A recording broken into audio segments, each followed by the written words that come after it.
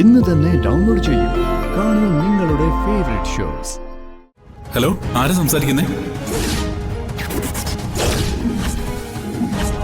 Hello,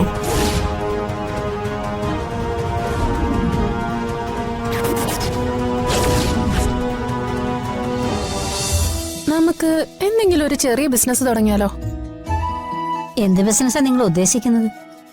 business idea ഒക്കെ കൊള്ളാം, പക്ഷേ ഇൻവെസ്റ്റ് ചെയ്യാൻ നമ്മുടെ കയ്യിൽ പണമില്ലല്ലോ. ഒരു ചെറിയ സ്റ്റിച്ചിങ് സെന്റർ ആയാൽ പോലും നല്ല പണം വേണം തുടങ്ങാൻ. ഞാനൊരു ഐഡിയ പറയാം. കൂട്ടത്തിൽ തലമൂത്തത് അമ്മയല്ലേ, അതുകൊണ്ട് ആദ്യത്തെ ചാൻസ് അമ്മ എടുത്തോ, എന്നിട്ട് ഞങ്ങള് പറയാം. നമ്മള് 4-5 പെണ്ണുങ്ങളുടെ വീടല്ലേ ഇത്? വെറുതെ പിള്ളേരുടെ കാര്യം നോക്കിയ വീട്ടുജോലിയും ചെയ്തിരുന്നാ മതിയോ? അതിനെക്കുറിച്ച് തന്നെയാണല്ലോ നമ്മൾ ആലോചിക്കുന്നേ. ഞാൻ പറഞ്ഞു തീർന്നില്ല. എടി, മനുഷ്യരെന്തിനാ ഈ ഓടിപ്പാഞ്ഞു നടക്കുന്നറിയാവോ? എടി, രുചിയുള്ള ആഹാരം. നമുക്കേ വിഷമില്ലാത്ത പച്ചക്കറി കൊണ്ട് നാടൻ വിഭവങ്ങൾ ഉണ്ടാക്കാം. അങ്ങനെയുള്ള ആഹാരം കഴിക്കാനേ മനുഷ്യൻ എത്ര ദൂരം വേണേലും പോവും. നമുക്കൊരു പാഴ്സൽ കൗണ്ടർ തുടങ്ങിയാ മതി. വാങ്ങിച്ചോണ്ട് പോവാനേ ഇഷ്ടം പോലെ ആൾക്കാർ വരും. അമ്മ പറഞ്ഞത് കറക്റ്റാ. നമ്മൾ റോഡിലൂടെ പോകുമ്പോ കാണുന്ന ഹോട്ടലിലൊക്കെ ഒന്ന് നോക്കിയാ മതി. നല്ല രുചിയുള്ള ആഹാരം കൊടുക്കുന്ന എല്ലായിടത്തും നല്ല തിരക്കാ. അതാ അമ്മയുടെ കൈപ്പുണ്യേ നമുക്ക് ഇതിന് തന്നെ ഉപയോഗിക്കാം. അങ്ങനെ എന്റെ കൈപ്പുണ്യം കൊണ്ട് മാത്രം ജീവിക്കാന്ന് ആരും വിചാരിക്കണ്ട. ഞാൻ കൂടെ നിൽക്കാം. എനിക്ക് അറിയാവുന്നതൊക്കെ പറഞ്ഞു തരാം. എന്താ,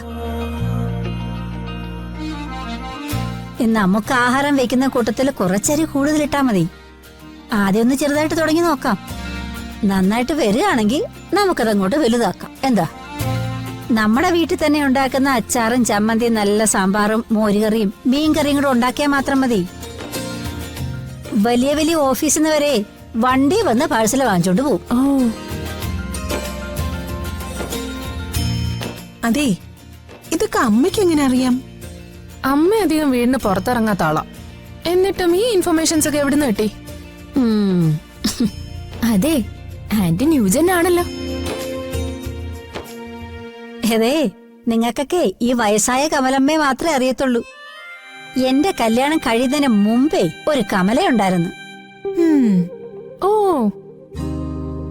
ആ കമലയെ ഞാനൊന്ന് പൊടി തട്ടിയെടുക്കാൻ പോവാ.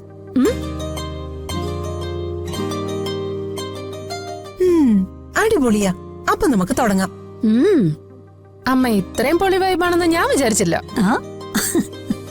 ഇതേ കലക്കും, നമ്മുടെ ബിസിനസ് സൂപ്പറാവും. യെസ് ഗൈസ്, ഇനിയും കമലയുടെ ഐഡിയാസ് നിങ്ങൾ കാണാനിരിക്കുന്നതേ ഉള്ളൂ.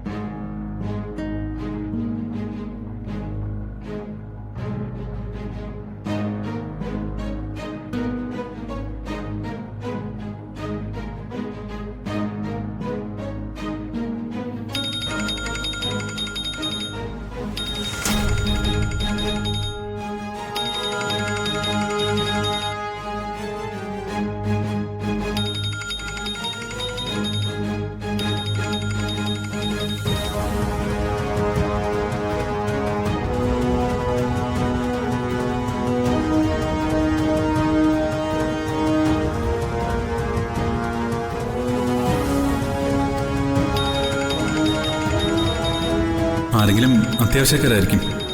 സാറ് സൂപ്പർ മാർക്കറ്റിലാണെന്ന് പറഞ്ഞേക്കാം.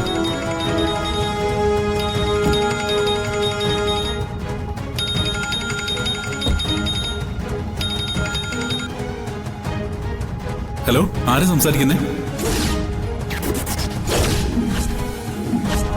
Hello,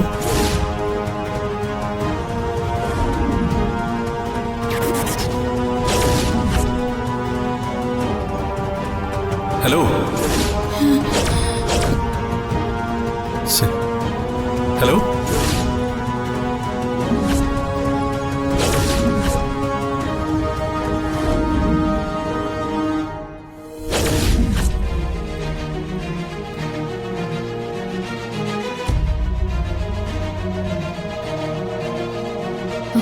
hello hello hello doctor Harshan അല്ലേ ഇത്?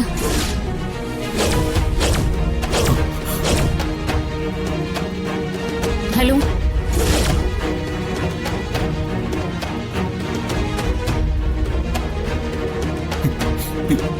നിങ്ങൾ ആരാ? ഞാൻ ഡോക്ടറുടെ ഒരു പേഷ്യന്റാ. ഇത് ഡോക്ടർ തന്നെയല്ലേ സംസാരിക്കുന്നേ? ഡോക്ടറോ? ഞാൻ സച്ചിയാ. എനിക്ക് ഡോക്ടറോടൊന്ന് സംസാരിക്കണമായിരുന്നു. അർജന്റായിരുന്നു. അർച്ചനയല്ലേ?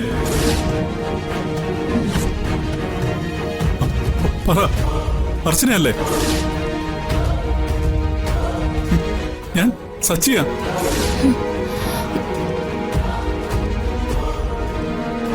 എന്റെ പേര് സമൃദ്ധ എന്നാ. ഡോക്ടർ എവിടെ?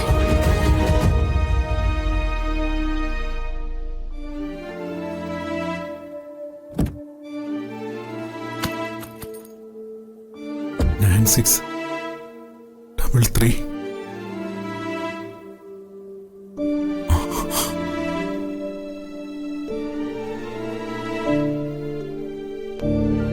ആരാ സച്ചി?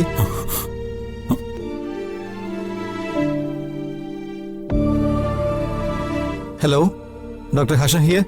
ഹലോ ഡോക്ടർ, ഞാനാണ് സമൃദ്ധ. ഇന്ന് ഞാൻ ഡോക്ടറെ കാണാനായിട്ട് ഹോസ്പിറ്റലിൽ വന്നായിരുന്നു. ആ, സോറി സമൃദ്ധ, പെട്ടെന്ന് ഓർമ്മ വന്നില്ല. ഞാൻ കുറച്ച് ബിസി ആയിപ്പോയി. പറയൂ. എനിക്ക് അത്യാവശ്യമായിട്ട് ഡോക്ടറെ കാണണമായിരുന്നു. എന്താ സമൃദ്ധ? എന്റെ അസുഖത്തെക്കുറിച്ച് കുറച്ച് കാര്യങ്ങളൊന്ന് അറിയാൻ വേണ്ടിയിട്ടായിരുന്നു. കുറച്ച് പേഴ്സണലായിട്ട് സംസാരിക്കേണ്ടതാ. ഒപ്പം ഒരു റിക്വസ്റ്റ് കൂടി ഉണ്ട്. ഞാനിപ്പോ വിളിച്ചത് മറ്റാരും അറിയരുത്, എന്റെ ഹസ്ബൻഡ് പോലും. എന്താണെന്ന് പറഞ്ഞാൽ? ഡോക്ടർ പറഞ്ഞില്ലേ എനിക്ക് ഹൃദയ സംബന്ധമായ അസുഖം ഉണ്ടോന്ന് സംശയമുണ്ടെന്ന്. അക്കാര്യത്തിൽ എനിക്കും ചില സംശയങ്ങളുണ്ട്. അതേപ്പറ്റി സംസാരിക്കാനാ. സമൃദ്ധ, ഞാൻ പറഞ്ഞത് ഒരു ഊഹം മാത്രമാ. ഞാനൊരു ന്യൂറോളജിസ്റ്റാ. ഒരു കാർഡിയോളജിസ്റ്റിന്റെ വിശദമായ പരിശോധനയിലൂടെ മാത്രമേ അക്കാര്യം ഉറപ്പിച്ച് പറയാൻ പറ്റൂ. ഞാനിപ്പോ എന്ത് വേണമെന്നാ ഡോക്ടർ പറയുന്നേ? സാധിക്കുമെങ്കിൽ നാളെ ഹോസ്പിറ്റലിലേക്ക് ഒന്ന് വരൂ. നമുക്ക് വിശദമായി കൺസൾട്ട് ചെയ്യാം. നാളെ എന്തെങ്കിലും പ്രോബ്ലം ഉണ്ടോ? നാളെ ഞാൻ വരാൻ ശ്രമിക്കാം ഡോക്ടർ. ഓക്കെ, ശരി.